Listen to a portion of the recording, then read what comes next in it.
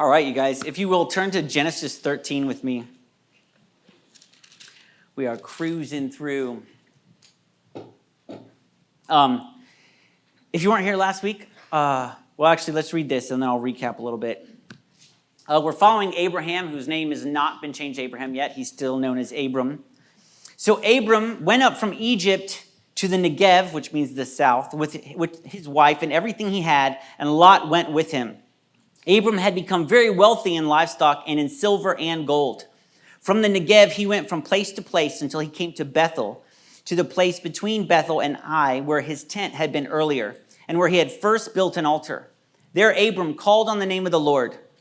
Now Lot, who was moving about with Abram, also had flocks and herds and tents, but the land could not support them while they stayed together, for their possessions were so great that they were not able to stay together. And quarreling arose between Abram's herders and Lot's. The Canaanites and Perizzites were also living in the land at the time. So just a little recap. Abraham has been kicked out of Egypt because Pharaoh had seen Abram's wife and wanted to make her his wife. And Abram lied and said that she was his sister. And so then a plague comes on Pharaoh's house. He figures it out. He sends them out. He's like, get these people out. He tells his guards, get them out and as far away, make sure they leave Egypt. But they also get some livestock and they get some silver and gold. So this newfound increase in wealth comes from Pharaoh. This blessing had come as a result of Abram's deception, okay? From telling Pharaoh that Sarai was his sister, and he did this to save his own life. And we may think that Abram was blessed because of with all these things. Man, what a blessing. He lied and did this, and then it ends in a blessing. He gets blessed with all these things. Sometimes as Christians, I think we want to follow the blessings.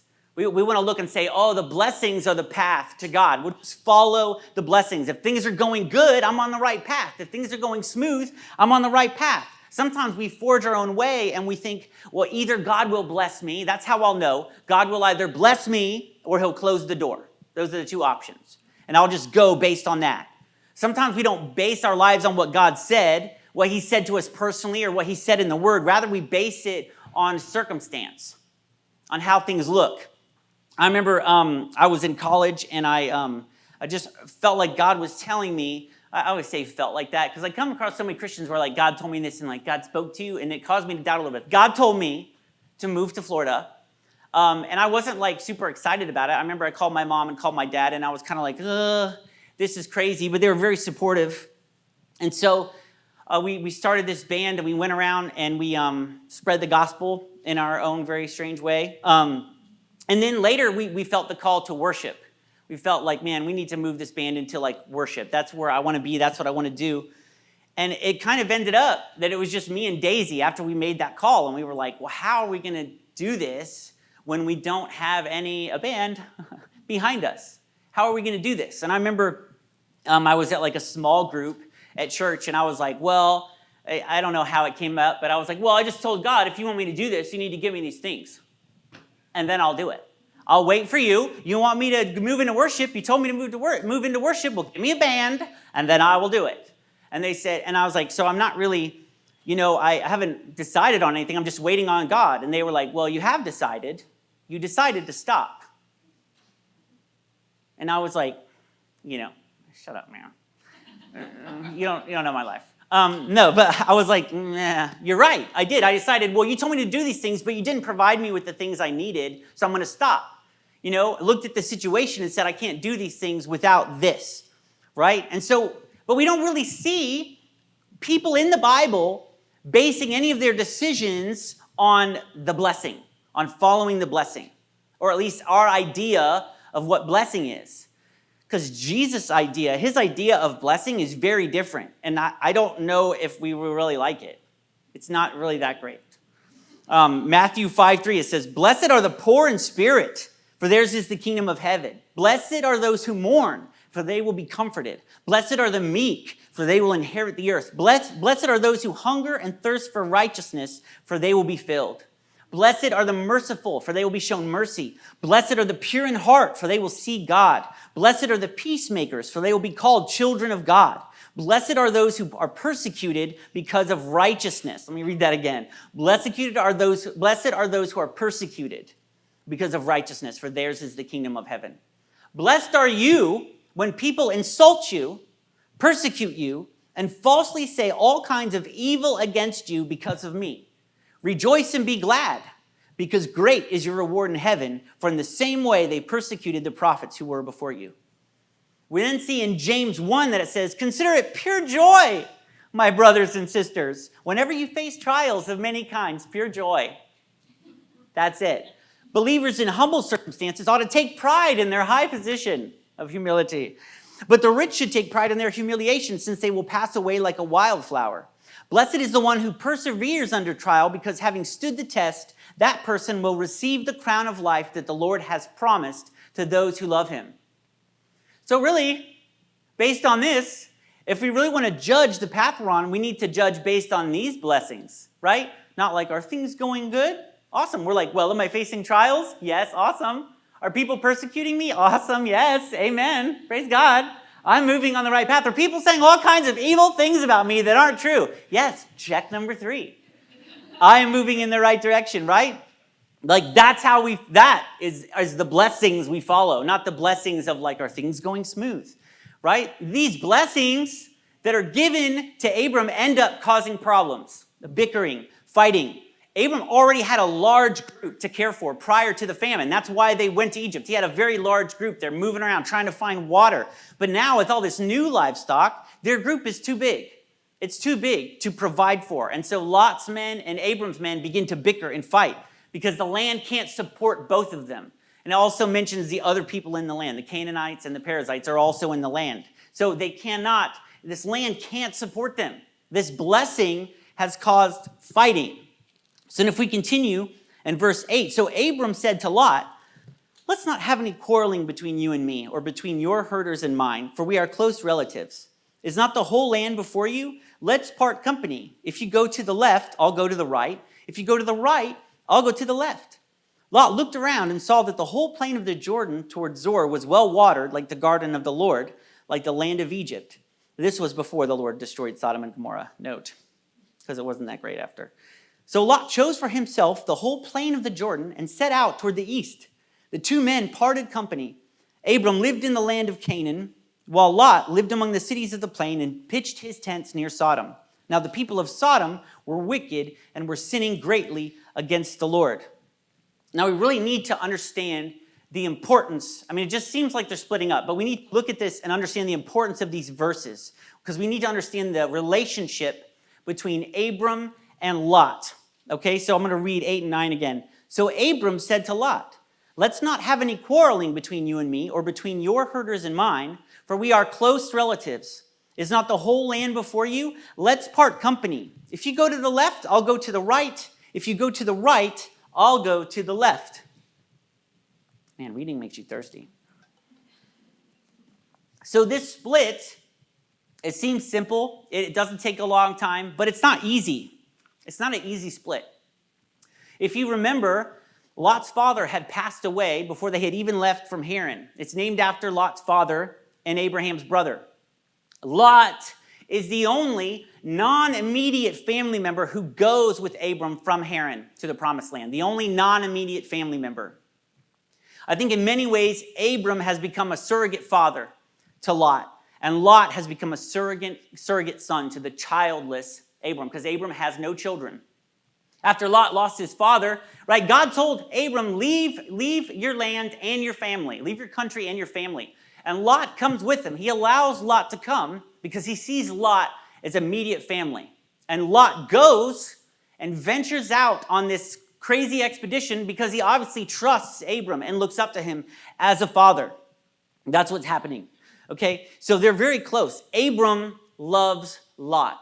And because he has no son, he's kind of looking, I believe, he kind of looks at Lot as his son, right? And I think that this is proven here because he seems ready to give him the promised land. He's already been there, and God has promised him and said, this is the land I've promised you. This is your land, right? And then Abram comes to this place with Lot and says, pick what you want. You pick, right? You're looking at the promised land and you're looking at this other land. You pick what you want. And Abram, because sometimes we start thinking, he might think, hey, maybe because I have no son, maybe God is going to move through Lot because I see Lot as a son. Maybe my brother died and God knew that would happen. Obviously he did, and so Lot is going to become the promise, And so in Abram, you just see him saying, like, by offering it to Lot, you can see him saying, if you want it to be you, I want it to be you. If you'll take it, I will give it to you. I will give it to you because I love you.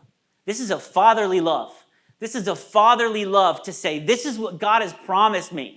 This is what God has promised me and my descendants, but I have no descendants, and I'm viewing my descendants like it's you. And so if you want it, if you want the promise of God, what God has given me, you can have it. I will give it to you. Like, this is a fatherly love, and this is a pure, even though maybe a little misguided, love. How often do we want others to have what God has promised us? How often are you like, oh, God, you gave that to someone else and you promised it to me. Praise you. Oh, my gosh, I am so happy right now that they received the blessing, right? Often when other people receive blessings, we're like, well, God, why are they getting a blessing? You kind of promised me that, and here I am waiting. And we don't say it like that, But we kind of just like, how often when other Christians are blessed, you're like, kind of like, why is that happening? But here we see Abram saying, you can have it. You can have the blessing if you want it. And Lot goes the other way. Lot's like the first backslider. He's offered a choice, and he chooses wrong. Now, if you go to the place where Abram and Lot, separate, so they come from Egypt along this white dotted line that they followed through the desert, and they end up there right where it all kind of splits. And so when they're looking down to the right or the left, right, they're looking this way. They're looking this way. They're looking down. Okay, so Canaan is to the right, and the plain of Jordan towards Zor is to the left. Okay? And Canaan chooses the left. And this is kind of symbolic. In Matthew 25:32, it says, all the nations will be gathered before him, and he will separate the people one from another as a shepherd separates the sheep from the goats. And he will put the sheep on his right and the goats on his left. The people who are not his children will be on the left. And Lot chooses the left, which is why left-handed people are evil. I'm just kidding, but people think weird stuff like this. My daughter's left-handed. She's actually kind of both, and I think it's awesome. But Lot chooses the left and heads east, which might be confusing because east is always right. Right? I remember one time we were traveling in the band, and we were in a van, and we were looking for the venue, and our drummer, it's always going to be the drummer, says, well, we're going east, right? And we're like, yeah. And he's like, well, go right. We're like, why? He's like, because right is always east. And we're like, and there's a temptation to say, should we straighten this out? Or this might be really funny later on in life. And so I held my tongue. And I'm not going to be around for that joke to hit, but it's going to be worth it. So Lot chooses what looks good. Lot chooses what looks good. Lot chooses what he can see with his own eye. He makes a wise earthly decision. He says, no, I don't want the promised land, the blessing. I want what looks good over there. He goes by what looks good by earthly standards. But being with Abram all this time, right, looking up to him like a father, shouldn't he have known better? Shouldn't he have known better? Shouldn't Abram have brought him up in the way he's to go? And probably he did with his words, but what has Lot seen? What has Lot just seen? Maybe we've forgotten or overlooked the fact that this is what he's just seen from Abram. He watched Abram make the wise decision to leave the promised land because it looked like God wouldn't provide for them through the famine. And then he watched as Abram crafted a clever lie to deceive the Egyptians and save his own skin. And maybe to Lot, it was like, well, that worked out pretty well. That worked out pretty well.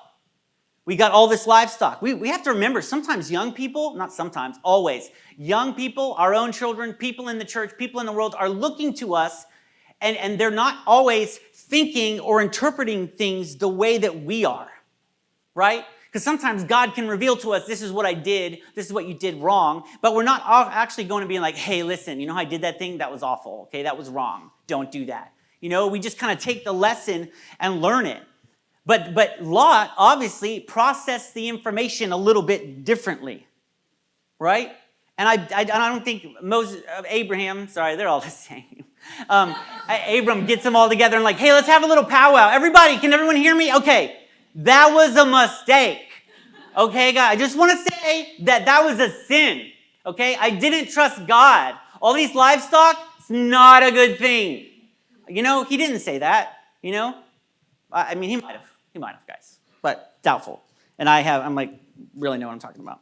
So he may have processed that internally, but I doubt he shared it with the group, right? And like, if you're an adult, you know that when, in the end, a child does something that's wrong, makes the wrong decision, you say, that's not what you do, you shouldn't have done that. What do they say?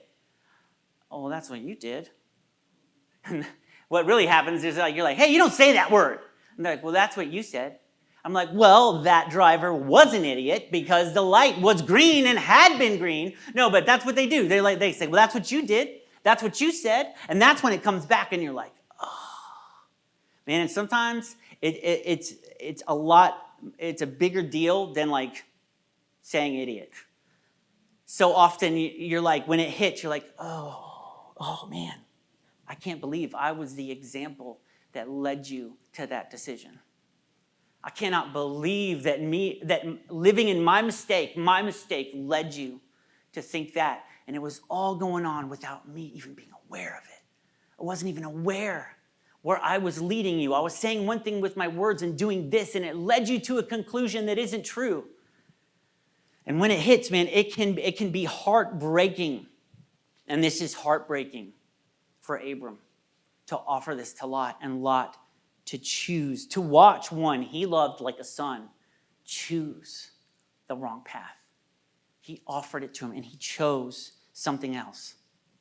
And how much more heartbreaking might it have been for him to suspect in his heart that he might have played a small part in Lot's decision.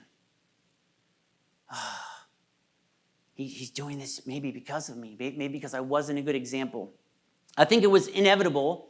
Lot came from idle roots. He also came from Ur. He came from the city. And we can see that when he's given the option, what he chooses is to gravitate back towards an urban area, an evil secular city that reminded him of Ur. He eventually went back to what he left. Something in his heart must have missed it or desired it. And so he walks away. He walks away from the promise.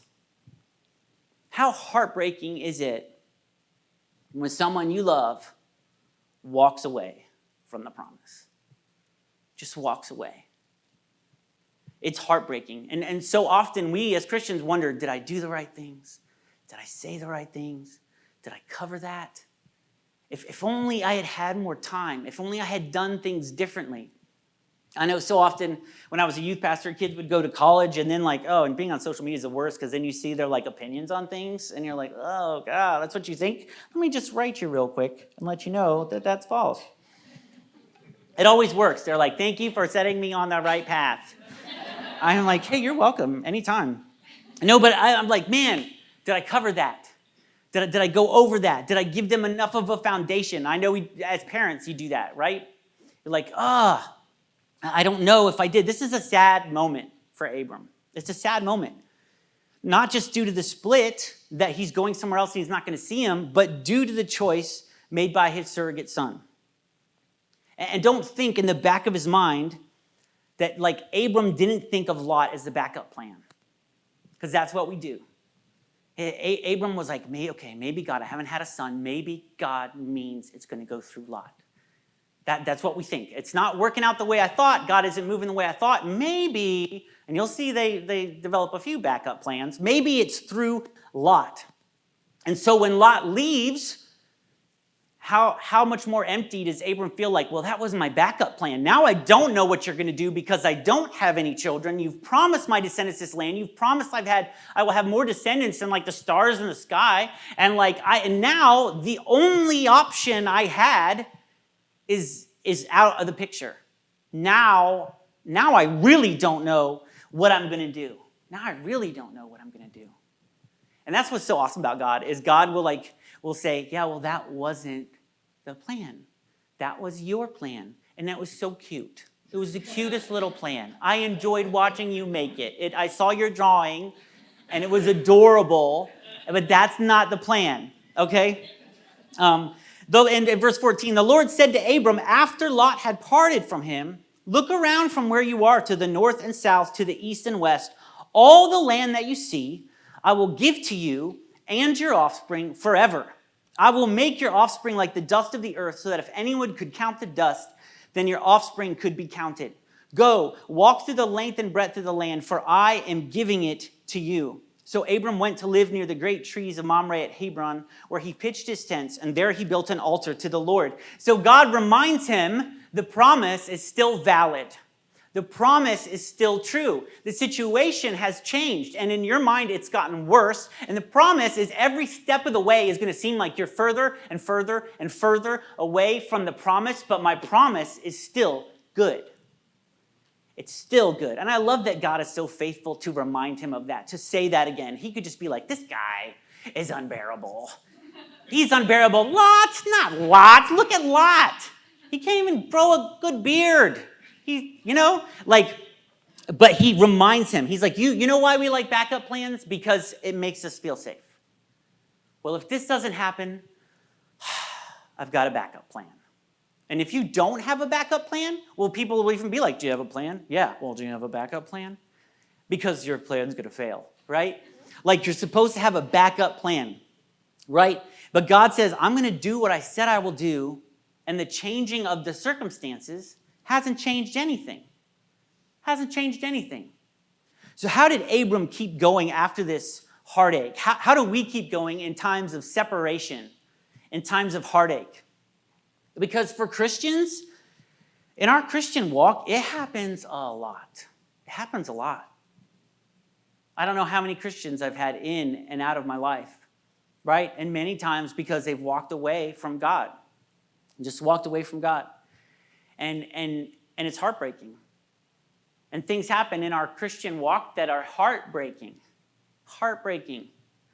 And it's like, this Christian thing sometimes gets heavy. But it gets real heavy, and it hurts. I remember a few years ago, there was this song that came out. It's a Christian song that spoke to us and the people in my circle, because it was just like you come together and be like, hey, have you listened to that album? Yeah. Did you listen to that song? Oh, yeah, I did. Right? That was the girls. I was like, yeah, I listened. Didn't affect me. My heartstrings weren't pulled. They're made of iron. But I'm just going to read these lyrics. And it says, and I hope I don't cry because it's not that great of a song. But the lyrics are good. No, just kidding. So it says, you know what really gets me? November Rain, Guns N' Roses. Every time. Just starts raining in my heart. All right. Now everyone's going to hold this up to Guns N' Roses, November Rain, and be like, it's not as good. It didn't start out. Could we get some rain sounds in the background? This is all I want, that the love I have for you doesn't fade along with youth. Can you help with that? The reason that I ask is I've seen far too many friends walk away and not come back, and I want more than that. I won't wash away like branches in rain. I'd rather be kindling in the light. So set me on fire like I've never known. I want to love you more as life goes on. So all of my days, I'll place my first love first again. This is all I pray, over everything I ask, that my friends one day come back. Can you help with that? God, I know you can. I know that you can. Because the fire won't mean a thing if it ends right here with me. You want more than that. The river runs fast, but you wait at the banks and pull us like driftwood from the wild. So set me on fire like I've never known. I want to love you more as life goes on. So all of my days, I'll place my first love first again. Once I was drifting, but you called me home. So I'll give my life for the ones still lost. And I'll see my friends reclaim their first love first again. And you'll see this world return and your first love you first. Oh, oh, oh, oh, oh, oh, oh, oh. This is where it gets good. Oh, oh. Don't you hate when they put that up and like they put it on the screen and we're like, are we supposed to sing that? Oh, I don't know. But like this song was so sad because it was like, this is the story of our lives. Story of our lives. People walking away, people we've walked with for a very long time, people we were close to, and they just walked away, and it's heartbreaking. Not just because we won't be friends with them anymore, we won't see them anymore, but because we just know what it means, and it's heartbreaking. And this is what has happened to Abram. And he survived moments like these because he returned to his first love every time. He returned to his first love every time. Right after, I don't know if you caught it, but right after his mistake in Egypt, right after he makes that big mistake and he gets kicked out of Egypt, in Genesis 13:3, it says, from the Negev, he went from place to place until he came to Bethel, to the place between Bethel and Ai where his tent had been earlier. He went to the place where his tent had been earlier and where he had first built an altar. He went back to the beginning. Back. And it says there, Abram called on the name of the Lord, where he had first built an altar. He went back to the beginning. One thing I tell people when they're like, oh, I haven't heard God's voice in a while, I say, well, what was the last thing he said to you? It's usually something you haven't done. And it's always true. It's always like, well, yeah, he told me to do this, and I still did it, and now I haven't heard his voice. And it's like, well, that's because you have to go back to where you made the mistake and make the right choice. But it goes beyond that, going back to the beginning. Sometimes as Christians, we get a little war-torn, right? Because it's a battle. And we get a little war-torn. We get a little overburdened. Things get heavy, right? We have bruises and scars from the battle. Things are heavy. But I don't know if you have this feeling, but I remember when I first got saved, I would just wake up and it would be blue skies, and I'd be like, good morning, Lord. Good morning, Lord. What do you want me to do today, Lord? I love you so much, Lord. And there was just this spark, and there was this innocence, and there was just like, you go into church and you're like, everyone in here just loves God to the fullest. I love it. I'm here with my family. Hi, what's your name? I'm Nathan. I'm a new member of the family. I didn't act like that because they'd be like, you're weird. But there was this joy and this spark. Like when you first realize, when you're standing there in a church, wherever you're standing, and you realize as you say the prayer that Jesus loves you. When you realize how much he loves you. When you first realize that Jesus had a plan. He had a plan for your life. He's got a plan. When you understood, man, you know what? I'm safe. I'm safe. And not because of a plan, not because of a backup plan, but I feel safe because I'm in his arms. I realize there's a God who loves me, and I realize he has a plan, and I realize that he's going before me, and I realize that no one knows me or cares, but he knows me, and he's always known me, and he cares, and he's always cared, and things are never going to be the same. Things are never going to be the same. Things are going to be different, right? And we walk with that. Do you remember that feeling? Have you lost that feeling? Have you lost it?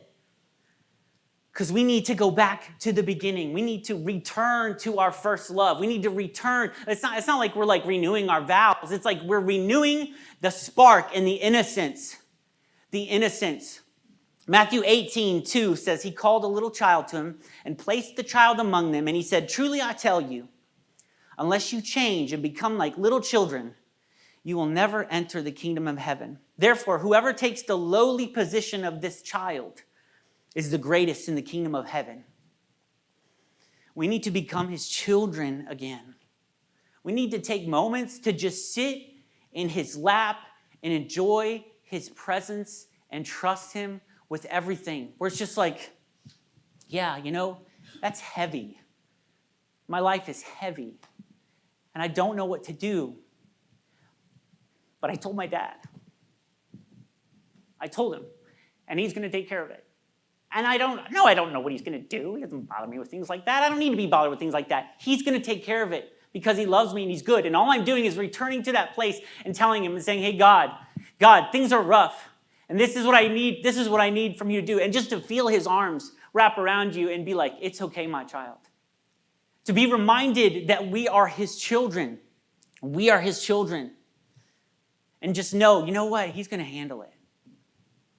He's going to handle it. You know how I know he's going to handle it? Because he always does. He always does. He handled it. The other day, we were out eating breakfast, and my Diane, my mother-in-law, called me later, and she was telling me, and this is like a common occurrence when we eat breakfast, but she was just telling me that she noticed this, and Flynn just eats his meal, and he also eats my meal. And he's like, oh, what'd you get? Oh, tomatoes. Okay, I'm going to have a tomato. Oh, what's that? And he's just like, and I'm just sitting there, and I'm not even like, it's just like, yeah, he's going to eat my stuff. He's like, oh, you got the link sausage? Well, I got the patties. Let's see which one's better. I'm just going to take. And he's just like, okay, well, I'm going to eat yours, And she was like, and at first, I thought God brought it to my attention because he was just showing me, how cute it was. But then God said, that's how I want you to be with me. To know that all that I have is yours. All that I have is yours. You're my child. You're welcome to it. This is all mine, and you can have it. It's yours. And Flynn had that trust of he didn't even ask, can I have your, he just leaned over and was eating, and he was just like, and it's tasting of the goodness of what I had. And that is what God was like, that's what I want you to be. That's how I want you to be with me. My children, just come. And taste my goodness. All that I have is yours. Everything I have is yours. But it just gets, we forget who God is. And we call him Father, but sometimes there's this distance. And that's so funny that it wasn't funny. It was God, but you prayed Abba. And it reminded me of this story that I had a friend went to Israel, and they were sitting out on the lake of Galilee, just on the shore. And they watched a little Jewish child running to their dad, and they were like, Abba, Abba. And it was that's what they call their dad. Because we think when you throw that out in a prayer, it's Abba, Father. And we should go into Latin or something, and it's Abba, it's oh, Abba. It's or you're No, I'm just kidding. That was my disco, I don't know. But it's no, that's just what they call their dad. That's just their dad. So it's dad, father, It's this intimate, close relationship that we are welcome to enter into. And that's what he wants. That's what he wants from us. He just wants us to be with him and enjoy him, to enjoy the pleasure of his company. And guys, that's what worship is. Okay, worship is not a segment of the service. So often, and honestly, I could worship a lot longer, but it's just a segment of service. We're okay, and some people are I can't wait till this worship's over. And sometimes the worship is really short, and you listen to the person speak for a lot longer. We listen to someone speak for longer than we worship Jesus. Is that weird? I think it's weird. Mainly because I don't even want to talk. No, I'm just kidding, but it's strange. It's not a segment of service. It's where we have a heartfelt exchange. It's where it's where we have a heartfelt exchange, not some token conversation where we're singing these words that are on the screen. It's a heartfelt exchange. It's a place where we get intimate with God. It is where I feel the most, where I'm just feel peace and joy, and I get back to that place. And guys, as Christians, all of Christendom needs to go back to the beginning. We need to go back to the place where because sometimes it can get man, I don't even know what my theology is. Somebody said something, I don't know, sprinkle dunk, I don't know. Sprinkle's not in the Bible anywhere, but anyway, it's just and we're just oh, I just want to be right, and I'm hearing this, and I'm hearing that, and things are so confusing, and and it's just God's just leave it. Come here. That's what I always do when my kids are and everyone is yelling, I'm stop, just stop. Come here. Sit on my lap. Now, what happened? Tell me what happened. Okay. I'll handle it. I've got it. think that many of us need to let go of some things and get back to that place with God. Just go back to the beginning. Go back to our first love. And not that we left him, but we left maybe some of the spark behind, some of the trust behind, some of the hope behind, some of the joy behind. And God's like, it's all here for you still. It's all I have for you. It's all I want for you. And I have plenty of it to give. Just come. Take it. You don't even have to ask me for it. You don't have to ask. It's mine. It's yours. Because I love you. Because I love you. And I'll never stop loving you. And never will there come a time where I withhold any of what I have from you. Come.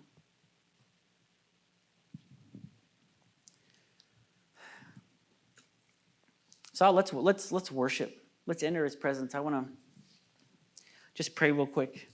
And everyone would just close your eyes. I wasn't going to do this, but I am now. Okay, Joe, come up here. Yeah.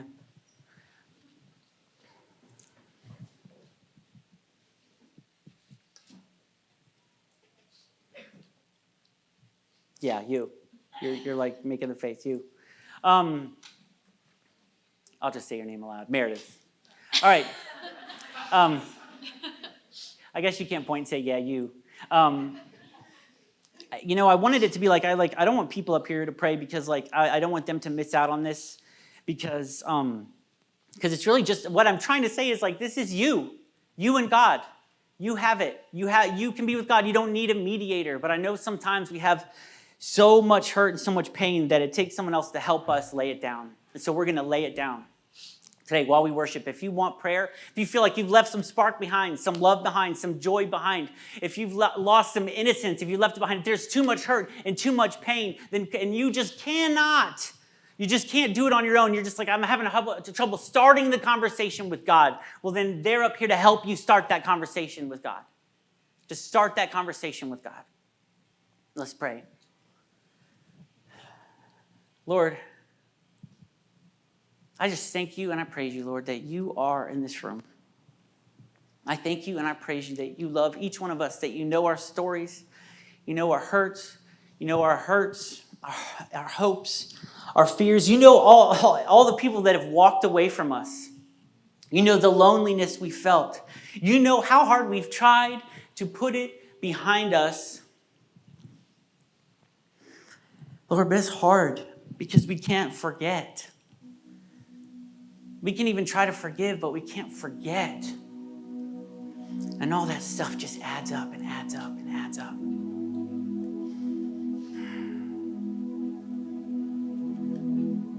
Lord, I just pray that